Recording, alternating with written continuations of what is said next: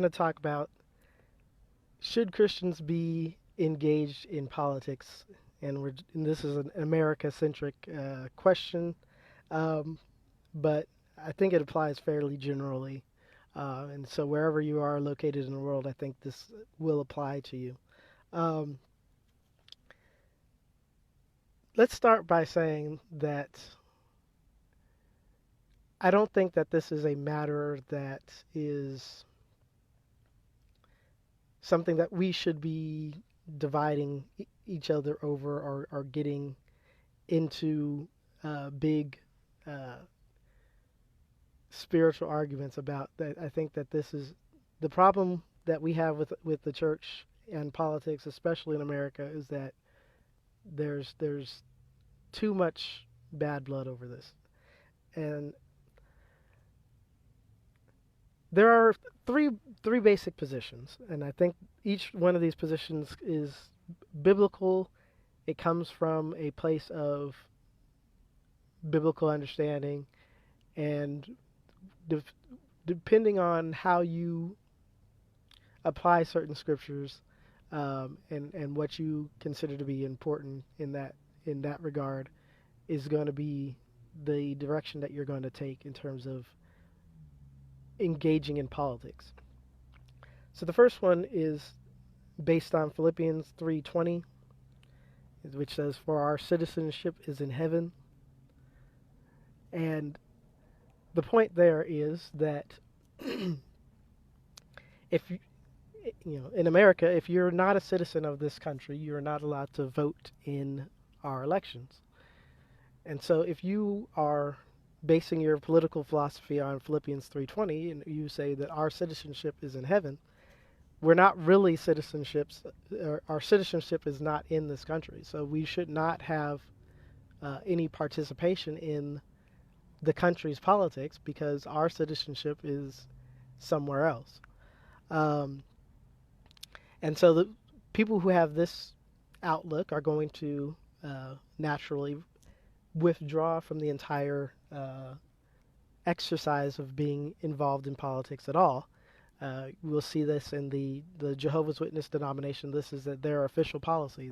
They are forbidden as a denomination from participating in politics. And so there are many Christians, people who call themselves Christians, who take that stance that their citizenship is in heaven. They're not American citizens per se, and so they don't engage uh, in any type of political activity based on that philosophy.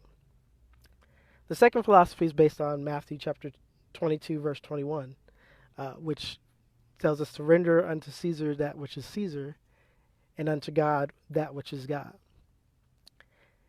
And these are the people who make a complete separation between their religious life and their political life. What we do, the rules that we follow as Christians, are not something that we are supposed to impose or force other people to go along with. And by voting in an election on Christian principles, you are basically forcing your morals and your identity and your way of looking at life onto other people who don't necessarily agree. So these people are going to make the decision to engage in politics, but they're going to engage in politics from a purely uh, secular way of looking at things. They're going to, what is the policy that's going to be best for my community, best for my, uh, my pocketbook, best for the people around me, not necessarily uh, with any aim to make the country a more godly nation or anything like that. It's just, you know, purely utilitarian in that ideal. And those people can break either Republican or Democrat based on different understandings of what the word utilitarian means. Um, so I don't think that there's any uh, natural party for a Christian to fit in, especially if they're in this category and looking at politics from a purely secular perspective. And of course, the final group is going to be basing their political philosophy on Colossians 3:17, which says, "Whatever you do in word or deed, do all in the name of the Lord."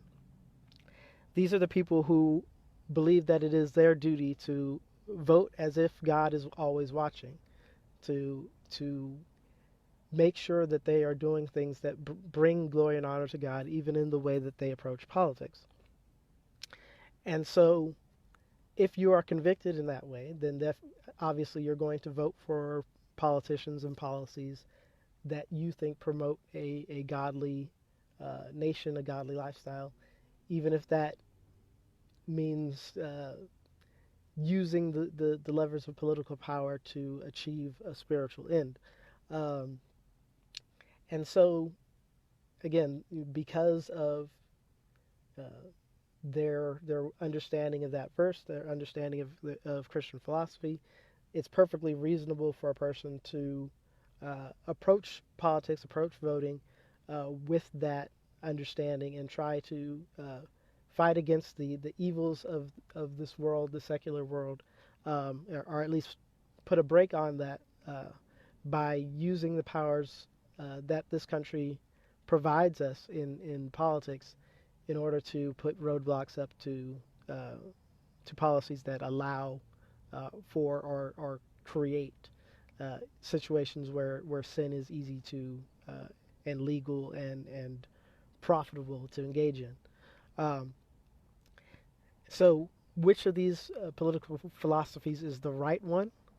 Uh, that is a hard question to answer. I think that this goes to a Romans 14 issue where whatever you do, you have to be fully convinced in your own mind and act accordingly. The Bible doesn't address how to vote in a democratic society because the people that were the immediate uh, recipients of this text did not have a democratic society to vote in. So uh, we have to use and apply the principles of the Bible in a way that we believe is um, reasonable based on our understanding. And again, it's more important that you have an understanding of what the Bible teaches. You are applying the principles in a way that you are fully convinced is the right way to do it. If you're not fully convinced, then don't do it. If you have any doubt, then don't do it. If you do it out of doubt, then that is sin. If you're not convinced in your mind that you are doing the right thing, then that is a sin. But if you're convinced that this is the right thing, that this is what God would be pleased with me doing, whichever philosophy you're approaching it from, then that's the way that you should engage in politics. And I might not agree with the way that you go about it, but I don't think that it's a fellowship issue or a salvation issue, as long as you're fully convinced in your own mind that you're doing the right thing on that score. So that's the best answer that I believe I can give on this question. I hope that is satisfactory. I mean, I'm sure it's not to a lot of people, but um, I think it's the right answer from my perspective. So.